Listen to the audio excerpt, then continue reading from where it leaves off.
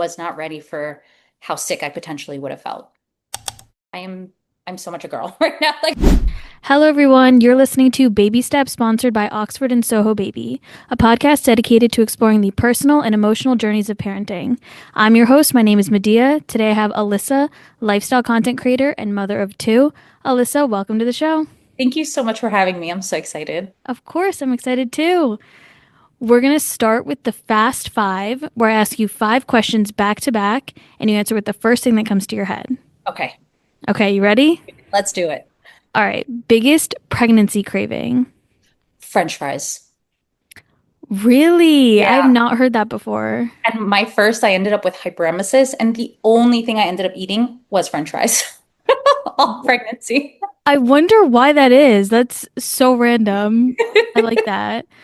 All right, which is worse? You run out of diapers or you run out of wipes? Oh God, diapers, diapers. I'd rather Yeah. be able to clean it up, you know? Yeah, that's what I was thinking too. Because you can make something turn into a wipe, but you can't create a diaper. Right. Like I'm thinking like, what do you like take a shirt and try to tie it? No, that's too much stress. Too much. Mm-mm. One word to describe labor and one word to describe parenthood. Ooh, one word to describe labor, powerful, and motherhood, chaotic. Chaotic. I In a like good that way. one. In a good way. Yes, yes. Favorite baby product you can't live without. I guess this isn't technically a baby product, but water wipes, like the wipes, Oh the yeah. lifesaver. Be on the road, any messes, everything. Like even to this day, my kids are a little older, and we still buy water wipes because you never know. Yeah, it can clean anything up. Yep. I like that. Most unexpected joy of motherhood. Seeing my babies happy, I didn't think or understand or grasp how much that would make me happy. Even just like a smile or seeing like their wonder in something. It's been amazing. Oh, that's so cute. Yeah, living vicariously through them as they get Yeah. excited, as they get happy. That's beautiful. Now onto the questions. What was the most surprising part of pregnancy or birth that no one warned you about? Um, oh, that is a good question. I honestly, it doesn't matter if it's good or bad. It doesn't matter, whatever. So I mentioned like I had hyperemesis when I was hmm pregnant and I wasn't prepared for that. You know, they say morning sickness, even though we know it's not necessarily just the morning, but with hyperemesis, you kind of have it most of your pregnancy. Like I was ready if it was a C-section or not. I was ready. I had the hospital bag, but I was not ready for how sick I potentially would have felt. Okay, so hyperemesis is when you're sick the entire Yes. time. Yes, it's extreme morning sickness. It is not fun. I don't recommend. Okay. Wow. Okay, so you were not prepared for that. Not at all. Okay, wow.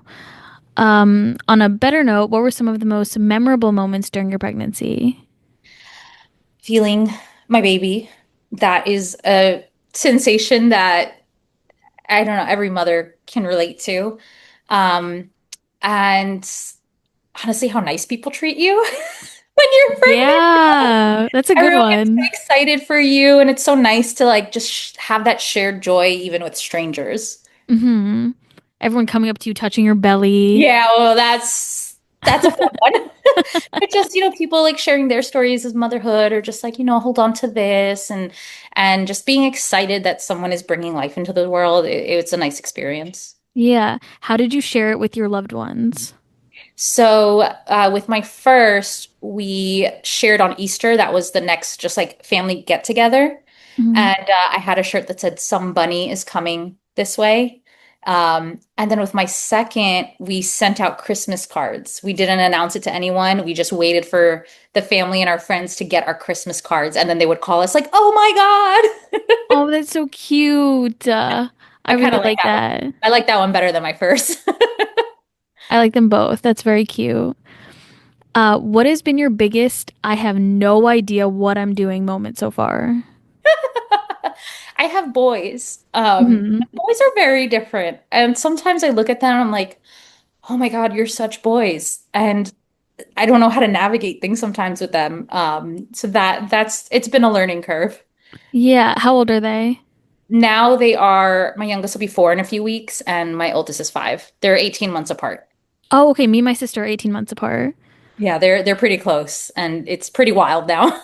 Yeah.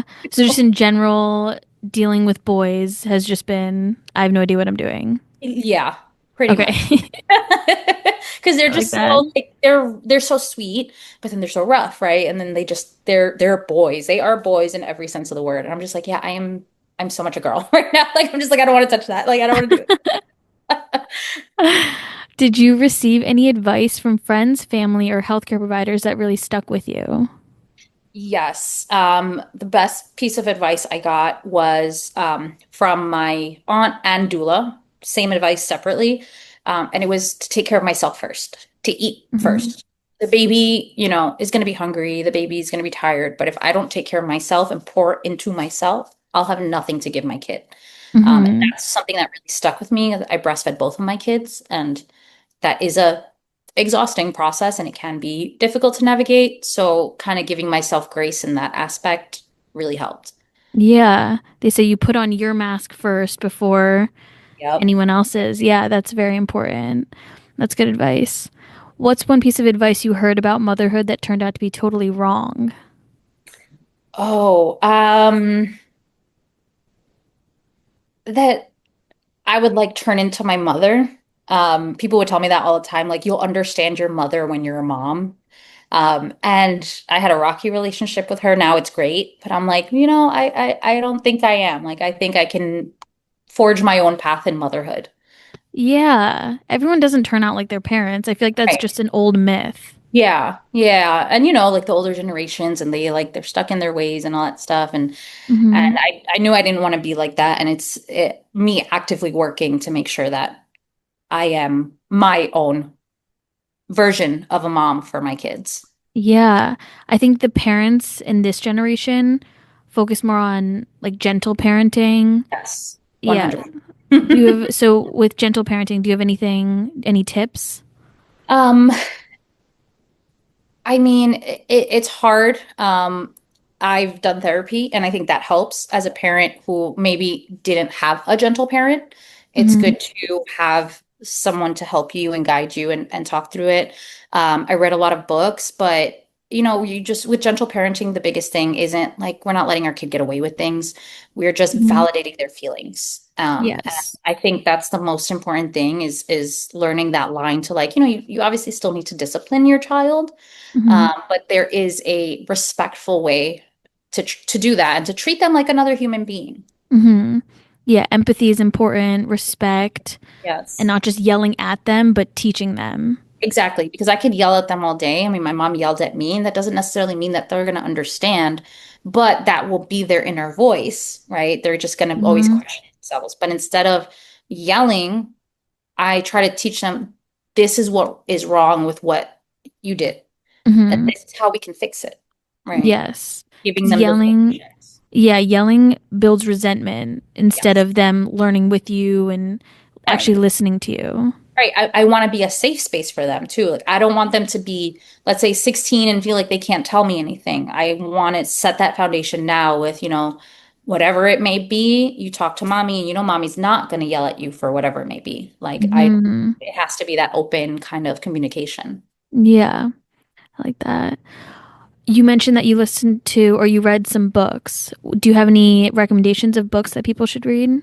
Oh my gosh. I can't think of most of them off the top of my head, but this one isn't necessarily a parenting one. There was one called like The Body Keeps Score, which is about trauma.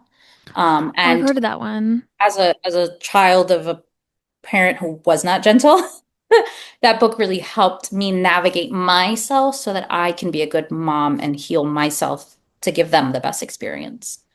Wow, that's powerful. Yeah, healing yourself before you bring someone else into the world. And yeah, you don't want to make the same mistakes. Exactly. And every day's learning. Like I make mistakes, but I try and I apologize to my kids, which is something like my parents didn't do. So if Hmm. mommy does something wrong or maybe mommy did lose her temper, I make sure that I apologize and let them know like it's not their fault that this happened. Yeah. Wow. I like that. How did you and your partner prepare together for the arrival of your baby? We did parenting classes.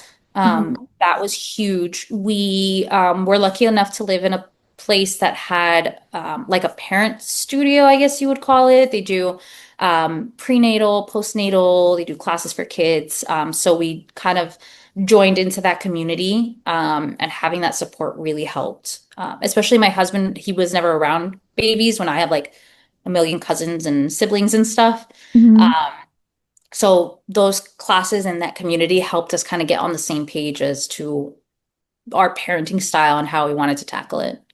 Yeah, that's really important because if you're not exposed to babies, you have your first baby and you're like, what do I do? Yeah. And he still had his moments. And he's like, I'm like, it's okay. Let's do it. We're here together. We're in this Work together. together. Yeah. Final question. What advice would you give to mothers and fathers listening right now? Um,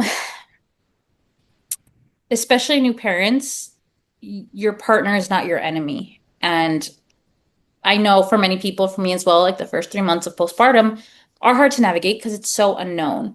But Hmm. knowing that you're there together and you can support each other both in your strengths and shortcomings, I think is really important. So just, know that your partner is not your enemy. They are there. And dads need to support the mom as much as the mom needs to also support the dad. Yeah, it's important to work as a team. Yep, absolutely. I love that. That's all we have for today. Alyssa, thank you so much for coming on. Thank you so much for having me. This was Of really fun. course. Listeners, thank you for listening. Have a great rest of your day, everyone. You've been listening to Baby Steps, sponsored by Oxford and Soho Baby. If you're in the market for a new crib, glider, dresser, or more, we'd love for you to check out our line of furniture. Head over to oxfordbabyandkids.com or sohobaby.com. All links are within the show notes. For more information as a listener, enter the code podcast10 for 10% off your total purchase, plus free shipping on all orders over $799. Thanks for listening and tune into our next episode. Bye for now, and remember, every step is a step towards progress. We hope today's story gives you the confidence and the assurance that every journey is different, but we do it together.